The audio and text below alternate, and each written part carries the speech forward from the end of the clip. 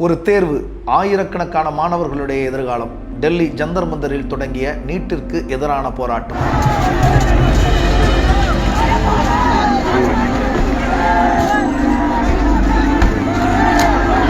Lathi charge, உண்ணாவிரதம், பிரபலங்களுடைய ஆதரவு, கைது அப்படின்னு பரபரப்பாக இருக்கிறது டெல்லி. என்ன நடக்கிறது டெல்லியில்? இது வெறும் மாணவர் போராட்டமா, இல்லை ஆளும் வர்க்கத்திற்கும் அதிகார வர்க்கத்திற்கும் எதிரான மாணவர்களுடைய மக்களினுடைய எழுச்சியா? இந்த போராட்டத்தை பொறுத்தவரையில் தமிழகத்தில் இருக்கிற தலைவர்களுடைய நிலைப்பாடு என்ன? திமுகவினுடைய தலைவர் திரு மு.க. ஸ்டாலின் அவர்கள் என்ன சொல்கிறார்? தமிழக முதல்வர் திரு ஜோசப் விஜய் அவர்களுடைய முடிவு என்னவாக இருக்க போகிறது? டெல்லி ஜந்தர் மந்தரில் தொடங்கிய இந்த போராட்டம் இந்தியா முழுவதிலும் எத்தகைய தாக்கத்தை ஏற்படுத்தி இந்த போராட்டத்தினுடைய பின்விளைவுகள் என்னவாக இருக்கும்? இந்த போராட்டம் தமிழக அரசியல் சூழல்ல என்ன மாதிரியான மாற்றங்களை கொண்டு வந்து சேர்க்கும் அப்படிங்கிறத டீட்டெயிலா இந்த வீடியோல பேச போறோம். வாங்க வீடியோக்குள்ள போகலாம்.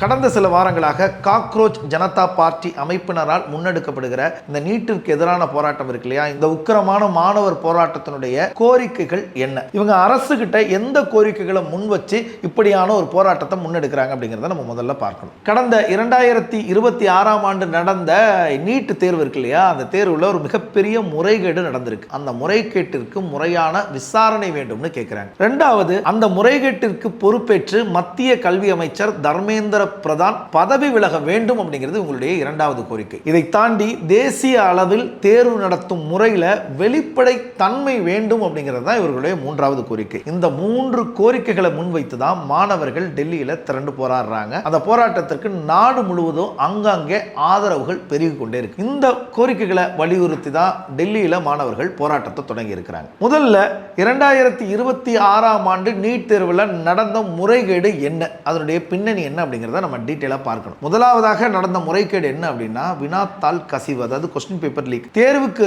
முன்னரே நீட் வினாத்தாள் கசிந்தது கண்டறியப்பட்டதற்கு பிறகு நடந்து முடிந்த தேர்வை மொத்தமாக ரத்து செஞ்சுட்டு மீண்டும் தேர்வை மத்திய அரசு நடத்தினாங்க. இதனால 20 லட்சம் மாணவர்கள் மீண்டும் அந்த தேர்வை எழுத வேண்டிய நிர்பந்தத்துக்கு தள்ளப்பட்டாங்க. அதாவது கொஸ்டின் பேப்பர் லீக் அப்படிங்கிறது தான் முதல் பிரச்சனை. அடுத்ததாக மகாராஷ்டிராவில் நீட் தேர்வினுடைய மையமாக செயல்படுகிற, அங்கதான் நிறைய மாணவர்கள் நீட் பயிற்சிக்கு தயாராவதற்கு அந்த இடத்துல தான் வந்து படிப்பாங்க. அப்படி ஒரு பகுதி தான் லாத்தூர். அந்த பகுதியில் ஒருத்தருடைய செல்போனை கைப்பற்றுறாங்க.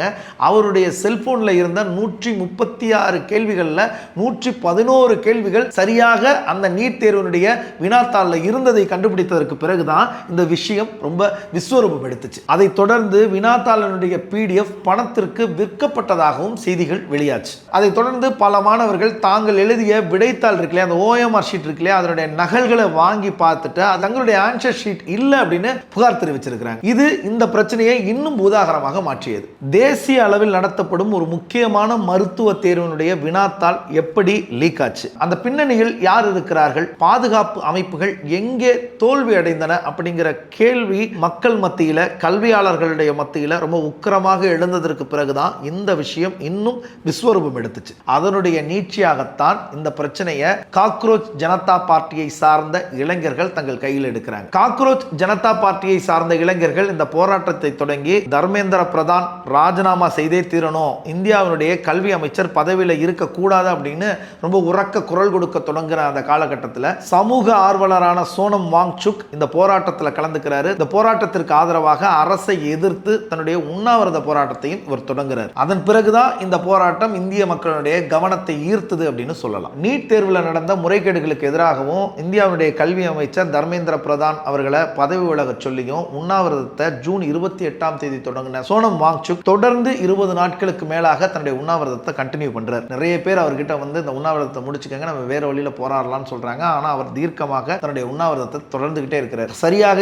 20 நாட்களுக்கு பிறகு அவரை காவல்துறையினர் வலுக்கட்டாயமாக அப்புறப்படுத்தி மருத்துவமனையில் சேர்க்கிறாங்க. ஆனாலும் அவருடைய உண்ணாநிலை போராட்டம் தொடருது. இங்கே ஜந்தர் மந்தர்ல காக்ரோச் ஜனதா பார்ட்டி இளைஞர்களுடைய போராட்டமும் தொடருது. அந்த சூழல்ல தான் நாடாளுமன்றத்தை நோக்கி சன்சத் சலோ அப்படிங்கிற பேர்ல சிஜேபியை சார்ந்த இளைஞர்கள் நாடாளுமன்றத்தை நோக்கி ஊர்வலமாக போனாங்க. அவர்கள் ஊர்வலமாக அமைதியான முறையில் போகிற பொழுது அவர்களுக்கு எதிராக டெல்லியினுடைய காவல்துறை நடத்திய தாக்குதல்ல நிறைய இளைஞர்கள் தாக்கப்பட்டிருக்கிறார்கள், நிறைய இளைஞர்கள் படுகாயம் அடைந்திருக்கிறார்கள், நிறைய பேர் மருத்துவமனையில் அனுமதிக்கப்பட்டிருக்கிறார்கள். அமைதியாக தங்களுடைய கோரிக்கைக்காக நாடாளுமன்றம் நோக்கி பேரணி சென்ற இளைஞர்களை காவல்துறை இப்படி தாக்கி காயப்படுத்தியதற்காக நாடு முழுவதும் எதிர்ப்பு கிளம்பி இருக்கிறது. அதனுடைய நீட்சியாக இந்த போராட்டம் இன்னும் தீவிரத்தன்மை எட்டி இருக்கிறது.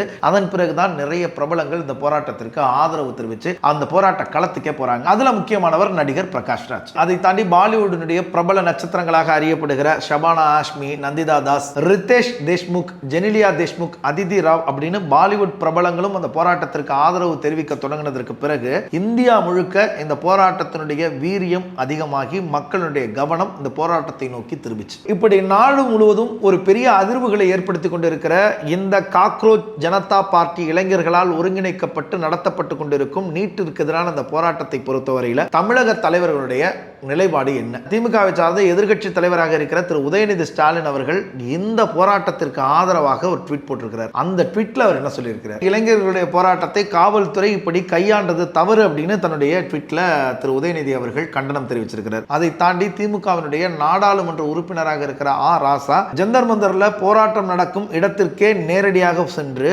உண்ணாவிரதத்தில் இருந்த சோனம் வாங்சுக்கிற்கு தன்னுடைய ஆதரவையும் தெரிவிச்சிட்டு வந்திருக்கிறாரு ராசா. இது திமுகவினுடைய நிலைப்பாடாக நம்ம எடுத்துக்கலாம். ஆனால் தற்போது தமிழகத்தில் ஆளுங்கட்சியாக இருக்கிற திரு விஜய் அவர்களுடைய தாவேகாவினுடைய நிலைப்பாடு இந்த பிரச்சனையில என்ன அப்படிங்கிறது தான் இப்ப மக்கள் மத்தியில் இருக்கிற கேள்வி. கடந்த சில ஆண்டுகளுக்கு முன்பாக நீட்டு தேர்வை எதிர்த்து வழக்கு தொடுத்து அதில் வெற்றியடைய முடியாமல் தன்னையே மாய்த்து கொண்ட மாணவி அனிதாவினுடைய மரணத்திற்கு நேரடியாக போயிருந்தாரு இன்றைய முதல்வர் திரு ஜோசப் விஜய் அவர்கள். அப்போதிலிருந்தே அவர் நீட்டிற்கு எதிரான தன்னுடைய கருத்துக்களை பதிவு செஞ்சுக்கிட்டு இருக்கிறார். ஆனால் இப்ப நாடு முழுவதும் நீட்டிற்கு எதிரான ஒரு சூழல் உருவாகி இருக்கிற இந்த காலகட்டத்தில் அந்த சூழலை சரியாக பயன்படுத்தி ஒட்டுமொத்த இந்தியாவையும் நீட்டிற்கு எதிராக திருப்ப வேண்டிய சூழல் கைவந்திருக்கிற பொழுது அதை சரியாக அவர் பயன்படுத்திக் கொள்ளாமல் அமைதியாக இருக்கிறாரோ அப்படிங்கிற ஒரு கேள்வி ஒன்று வருது. தமிழக முதல்வர் திரு ஜோசப் விஜய் அவர்கள் இந்த போராட்டத்திற்கு தன்னுடைய நேரடியான ஆதரவை தெரிவித்தால் இந்த போராட்டம் இன்னும் வலுவடையும். மாணவர்கள் மத்தியில் இந்த போராட்டம் இன்னும் வீரியமாக சென்றடையும். மத்திய அரசிற்கு அது நிச்சயம் ஒரு பெரிய அச்சுறுத்தலாக மாறும் அப்படிங்கிறதுல மாற்று கருத்து இல்லை. அதை விஜய் செய்வாரா அப்படிங்கிற கேள்வியோட இந்த வீடியோவை முடிக்கும். நன்றி.